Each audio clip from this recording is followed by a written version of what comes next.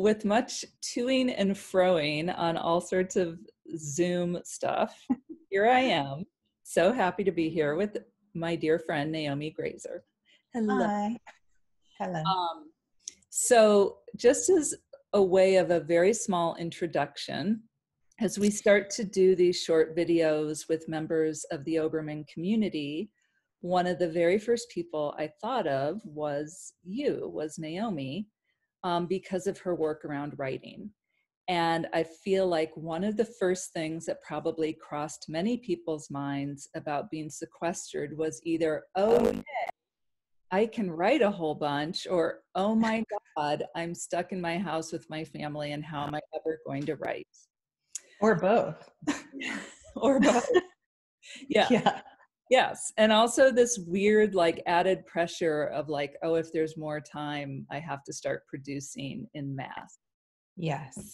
So in reaching out to Naomi and having a little pre-talk, I just wanted to hear, first of all, more, Naomi, about where you are right now with this project, which I think is titled Blocked.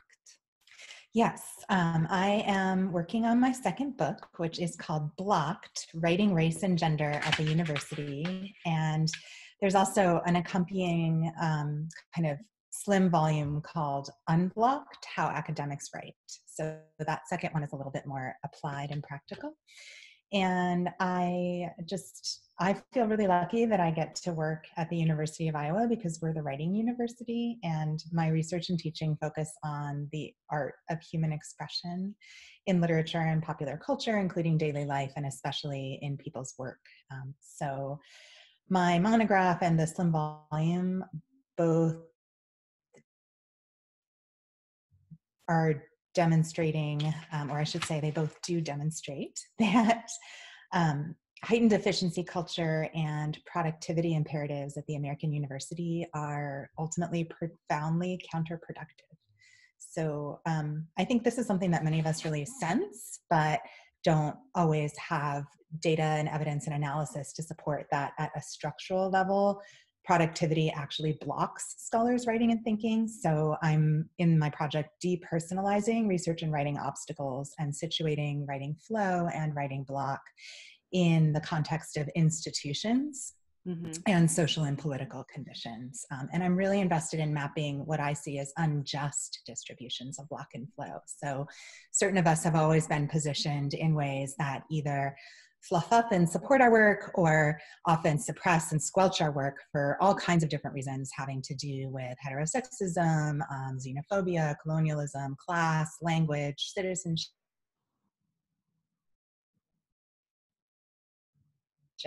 those things in addition either support or shut down writing. And you're frozen, so I'm going to cut in. Okay. So I hope I'm free soon. We'll flow again. So when you say productivity blocks, you mean like the call for being more productive, like that messaging?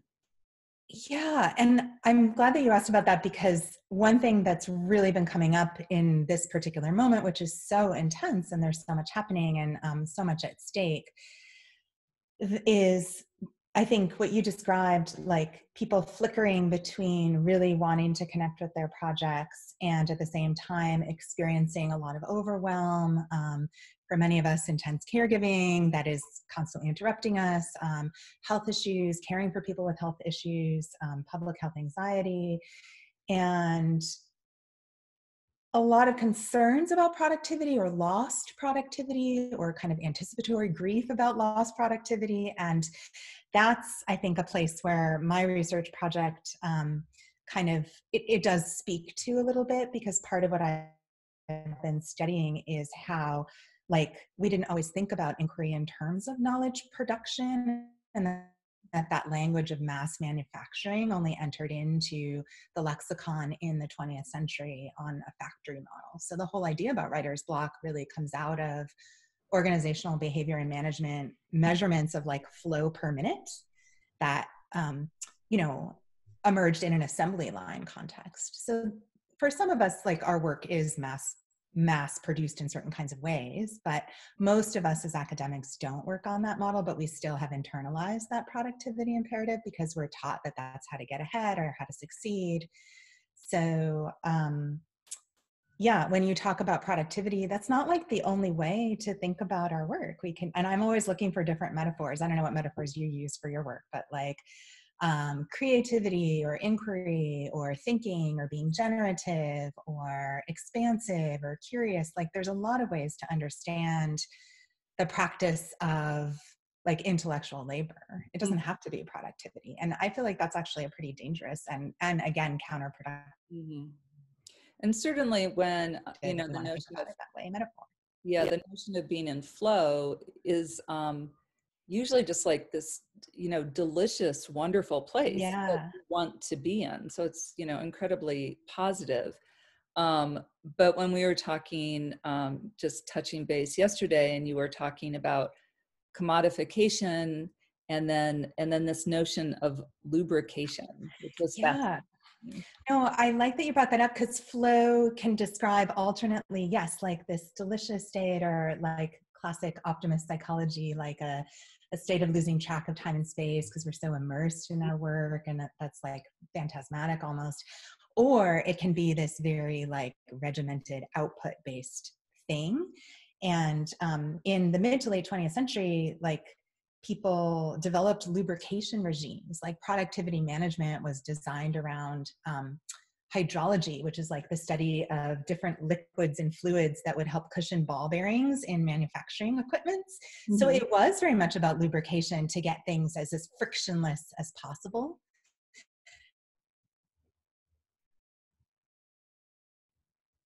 The first time somebody named writer's block in that way was in a publication in 1947 that was a piece that kind of described inverted flow. And the person who published it, William Burglar, was the leading specialist at the time who did psychoanalysis of same-sex desire. So he was really invested in correcting what he saw as inverted flow, mm-hmm. which I think is a real reminder that we should be suspicious of like a tradition that comes out of shutting down the self or shutting down desires. That like, actually that isn't about flow. That's about like conversion therapy or squelching people. Mm-hmm. And there are other ways for us to tap into our desires and connect with our work that aren't about output, but instead about what brings us to our projects because, you know, they matter to us, which in some ways is the great privilege of being an academic at times anyway. Mm-hmm. Mm-hmm. So to move into that more practical piece of what if you're looking out, you know, connecting with some of your colleagues and they're, you know, in their houses in some form of texting me right now with the Bing. Yeah. So writing in the time of pandemic, you know, for grad students who are dissertating now, for people who have deadlines, what are a few things that you suggest? Yeah, I mean, there are like small things that we can do to work that are, I'm so sorry, I don't know how to turn off my text. Oh, it's this is like actual. Yes, okay. Yeah. There's small things we can do to carve up time and space, like to support like moods and modes of writing that I think can matter a lot, even though they're a small picture. And there's also ways to carve our projects up into more engaging or sustainable pieces. And I also want to get sort of real that for some of us, we have time and space to play around with new writing rituals and maybe even have to do that. But for other people, like I'm at home with my kid and she's interrupting me a lot right now. And that's something I can't necessarily control. So this is all under new conditions for many of us. But I actually made a little picture of the things I talk about with my students when I talk about this. I usually do it with PowerPoint, but I didn't want to do PowerPoint. But like they're little things that like you can play with when crafting writing rituals, like where you like to write, when you prefer to write, for those of us who have control over those. And I just feel like writing for some people is a profound pleasure, but for many of us is intermittently excruciating or just like really hard. So we all deserve, like, if having a warm drink helps you set your brain and mind and sort of carve out that time as writing time, or listening to music or the sound of water flowing. I once had a person, I also work as a writing coach through the National Center for Faculty Development and Diversity. And I once had a person I worked with who bought a desk fountain, and she would turn it on only when she did her research. And like that sound was associated for her with her writing time. So kind of like we use rituals in sacred traditions, you can demarcate your writing time using the senses. So certain lighting, a certain place.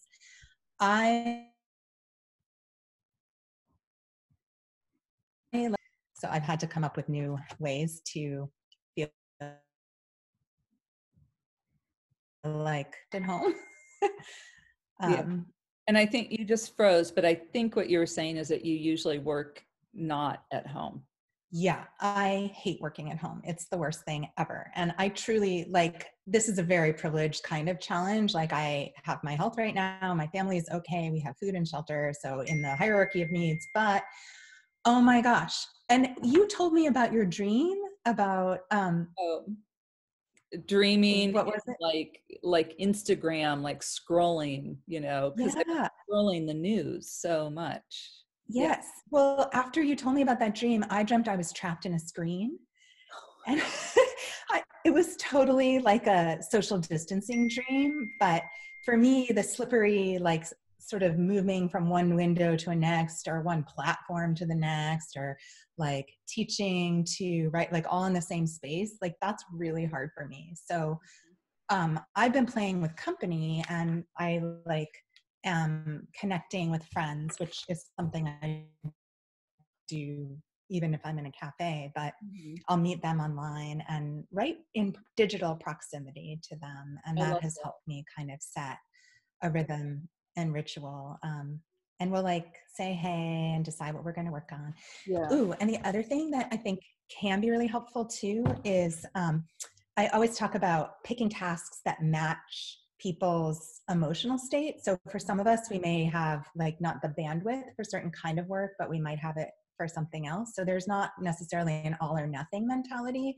So I usually have a little menu of different kinds of tasks that I can work on. And those of us who manage multiple projects or like a research pipeline, we are used to having different tasks. So maybe like the results section isn't going to happen, but we can work with data we already have in a different project, or maybe conclusions are really hard, but we can do some reading and note taking because that's more available to us that morning, or That's great. citation management. Yeah. So usually if I sit down and I'm like, this is not flowing for me, I can switch gears and I have something else, like a backup plan already there. So I just feel like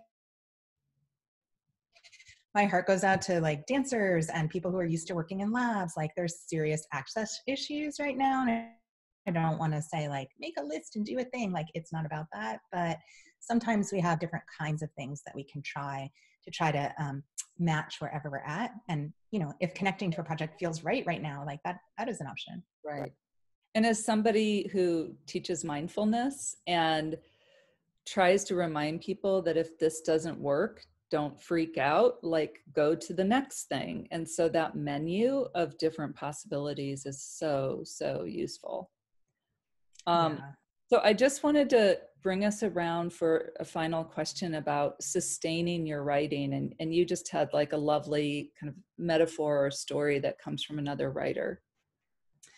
I did. I had mentioned at the beginning that I feel like writing block and writing flow are social justice issues and have to do with access and like histories of oppression. And we tend to think about these in most of us pretty individual terms, but one person who really, like Alice Walker piece begins with her describing a scene of writer's block that's personal and clearly social and political at the same time. And she asks about how the creativity of Black women was kept alive when it was a punishable crime to read and write. And so that would be a really incredibly concrete example of how blockage isn't always only internal, although it can be internalized. And the garden in her title is this metaphor for creative and writerly brilliance. And it's also an actual literal place. Like her mother had a garden for growing. She lists all these flowers like sunflowers and petunias and dahlias and delphinia. And she lists all these flowers, and then she uses an ellipsis, that dot, dot, dot. And I have been reading this ellipsis as like seeds of abundance sort of strewn across the page. And they're both a possibility for future cultivation, but they're also like the unstated at the same time, you know? Mm-hmm. So as white lady who's worked on critical race and gender theory for a really long time, like I want to be really careful not to, in turning to Walker, like I don't want to romanticize Black women as like this quintessential outsider always resisting. I feel like she's important because she is so brilliantly able to make connections between creative and intellectual work and what institutions make possible and don't make possible. And institutions often shut us out or make us feel like we don't have authority or feel unbelonging or like people don't really hear and get what we have to say. Mm-hmm. And those moments when we're writing where we're like, wait, what was that? Like something flickers past or doesn't quite come out. Like those moments often happen, especially for minority knowledge, like people who are coming up with truly new ideas or things that haven't gotten to come out before, you know what I mean? Mm-hmm. So I guess Walker wanted to strengthen enclaves of creativity. So again, against this productivity imperative, like this isn't about climbing the ladder to get ahead. For me, I really feel like it's a way to open up possibilities for everybody to work more deeply and fully on things that matter to them, which ultimately is what a university can be at its best, is make these kinds of ideas possible, even if it doesn't always do that for all of us. I guess a way to contribute is to be able to listen to ourselves and kind of be gentle with ourselves at a hard time and support other people in what they need as well as us if our work is our way of contributing. Mm-hmm. That's wonderful. I love to think of the university as a garden. That's a very nice way to think of it. I know. I think, and we do have an arborist. Yep, we do. Yeah. Yeah. But we're all planting stuff. Yeah, for sure. Wonderful. Thank you so much, Naomi. I really appreciate it. Oh, thank you for this. It's really nice to chat with you, and thanks for thinking of me.